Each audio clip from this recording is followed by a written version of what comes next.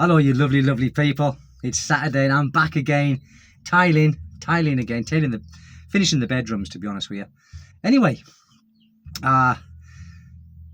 today when we went to buy the tiles in Autrium, which is build safe, it's like a mall as you call it, and how easy it is, not for foreigners, I don't know, I've never tried, don't want to, but for Utang credit. Really, I'm not kidding. And the whole Philippines live on credit. No word of a lie. And I mean credit where they can get absolutely anything. And if they default on a credit, on a finance deal, they can just go into another shop and do it all over again. And that's what people do here. I've noticed with motorcycles. People even who are not working, I don't know how they manage to get the finance, but it's not like in the West where they do like a credit check and a credit score with I can't remember the company that they use, but you know, if you default, and we all know this in the West, if you default on a payment, on a finance payment, you get a strike against you, a county court judgment, I think, perhaps. Here, nothing. What happens is they will and it's funny really, the people here, all new bikes, or the majority of them. So you got like a new bike, Jewel, Towie, his name is Towie.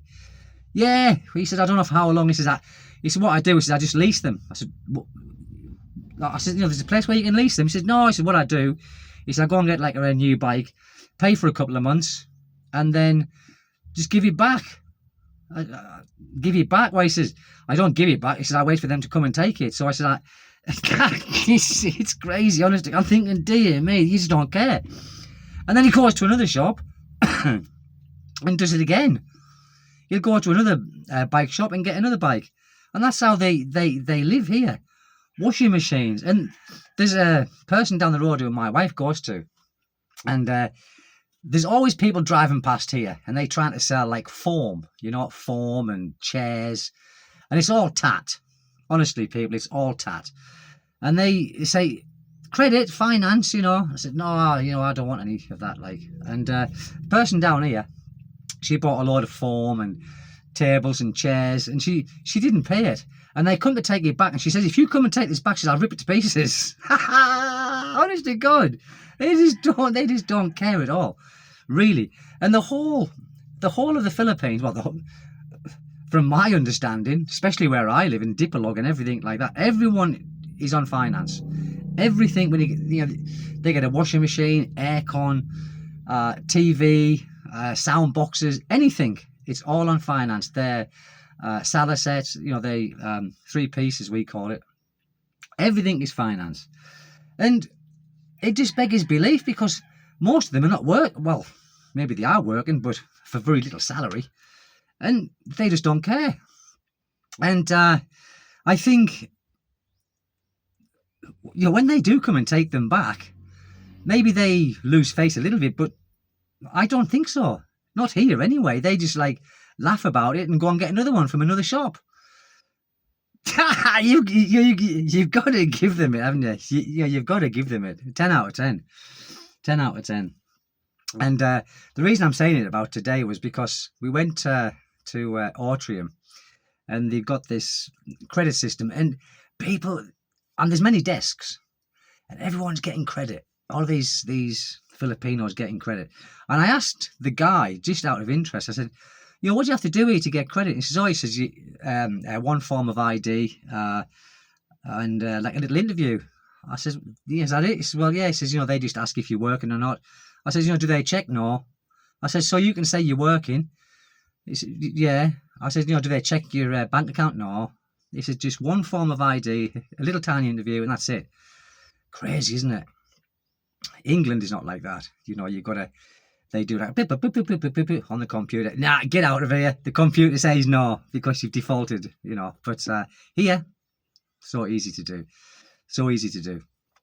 And also, I heard a little bit about Pro-Life Traveller. Only a little bit. It's just on the internet that I saw. And they are now thinking about bringing charges against him. Whether they do or not, and what charges they bring.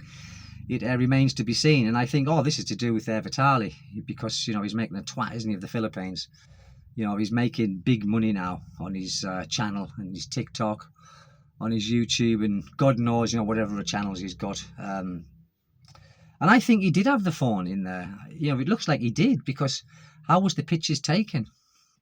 I don't know, people, but it doesn't look good, does it? You know, and this is why I think they will probably now not deport Sim. Is his name Sim? Sim something? You know, the Estonian guy, pro-life traveller. I think now they will make an example of him. The Russian guy who said he was going to spread the HIV, I think he's just getting a straight deportation.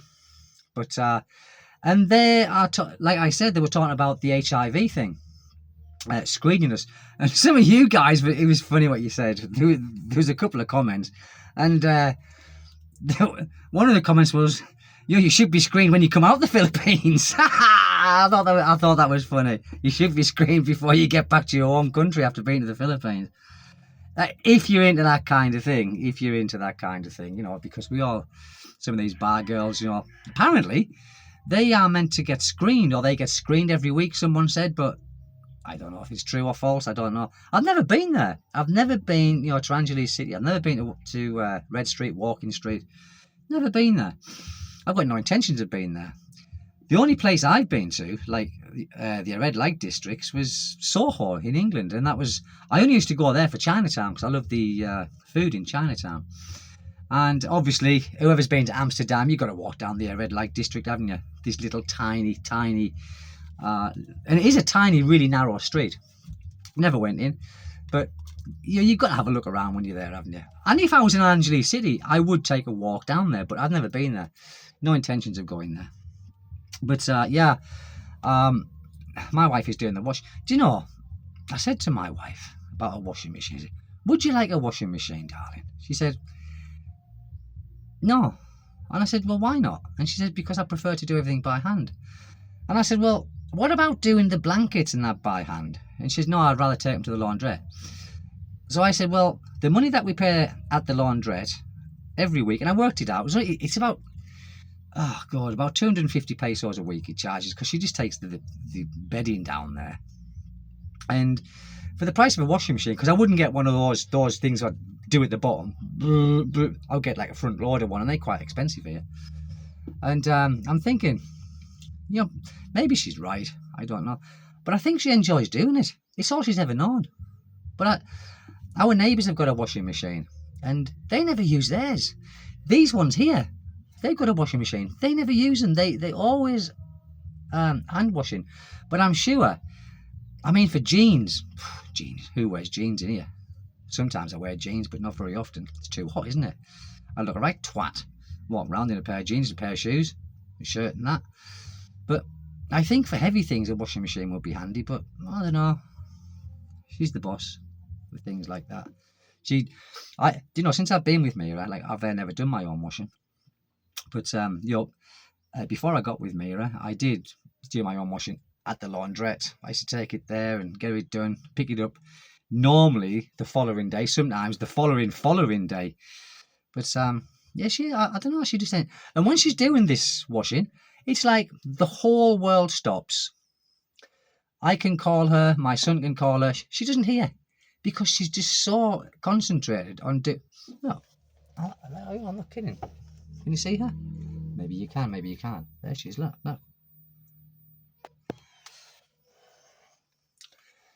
I don't know, she just doesn't want a washing machine. She enjoys doing it that way.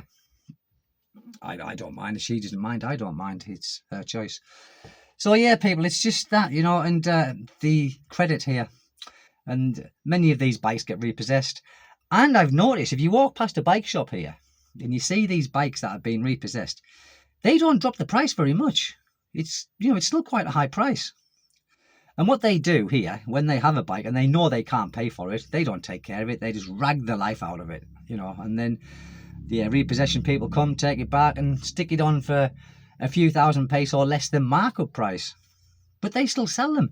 Second-hand vehicles here is so expensive. I was so shocked when I come to the Philippines. It's probably, except for Cuba.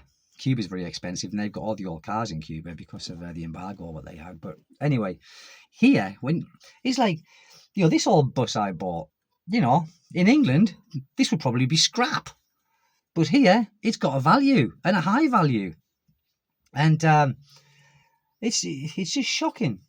It's shocking because they don't make cars here, you see, so everything is imported, and Suzuki's, Toyotas, Hondas, Fords, the ones, Nissans, they all imported, and of course these come like a cut and shut. So when these Suzuki multicabs and Suzuki's, whatever they call, easy rides, when they come, they are like chopped in half, and they get put back here and they get like welded together. In England, that's totally illegal. Here, nah, no help. There is no like MOT checks. There is like they do a smoke test. That's all they do, and that's just a total waste of time, if I'm honest. I've been there, and they just pretend to stick the pipe up. Well, they stick a pipe up, but like another exhaust of another car, and for that one if it's smoky. But that's all they do here. That's all they do. And insurance here, you've got to have it. When you get your ORCR renewal, but I don't think it's worth the paper it's written on. I really don't. I mean, I've never had to use it. Touch wood. I hope I never do. I hate doing things like this. I'm tempting fate, aren't I? I'm purely tempting fate. Why do I do that?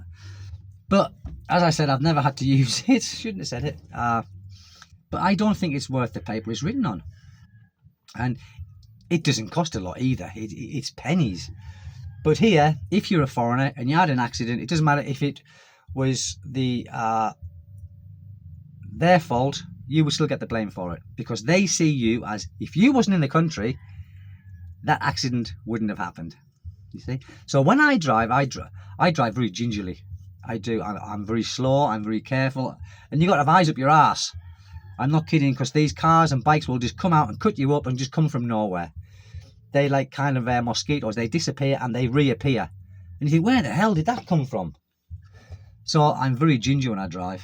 And some people here they just get a habble. But you get on a habble here, you're taking your life. You are risking your life, because the brakes on them bikes don't work and things like this.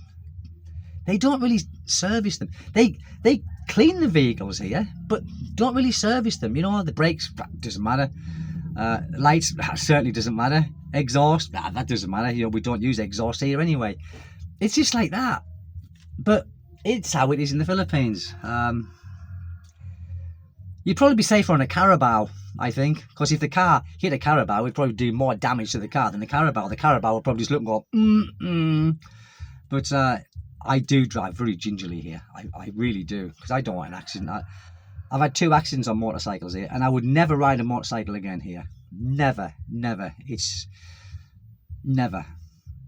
Really, it's just not worth it. It's so. I know, like a lot of foreigners have got bikes here. I did for about 5 years, and when my wife sort of had the baby and that, and like Kaylin, no good. So I got this thing, and this is good for us because I get all my materials in this, like the tile adhesive, the tiles, cement. I've had sand. I've had all kinds in here. I just use it for what it is, really. But it's a good old little bus. It really is. And it's a little Suzuki 3-cylinder engine, 650 cc's, I think they are.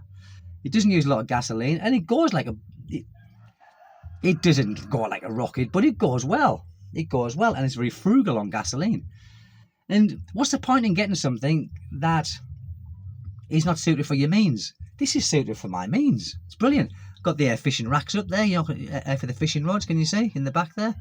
What I got from my friend Wayne. He made them on a 3D printing machine, I think, on a laser machine or something. Brilliant. Work a treat. I can put the seat down in the back. I can go to sleep in it if I want, which I have a couple of times. This suits my purpose fine. Why would I want to spend a lot of money on something that I wouldn't really be using it for purpose, for my purpose? And where I live here, up the side here, because this is the 4-wheel drive one, I couldn't get a normal car. Now I can, because it's dry, but You know, when it's wet, it's very slippy. Spin. So I need a 4-wheel drive to get here. Up my drive. But that's it, people, really. I just thought I would do a video about Utang, as they call it here, credit as we know it as. And they just don't give a monkeys. They get something, if we don't pay for it, doesn't matter. It's just at least I'll go somewhere else and get another brand new one. You got to give it to the Philippines. It's more fun in the Philippines, people. It's more fun in the Philippines. I'm going. Anyway, see you next time. Over and out. Thank you very much for listening to me. Bye-bye.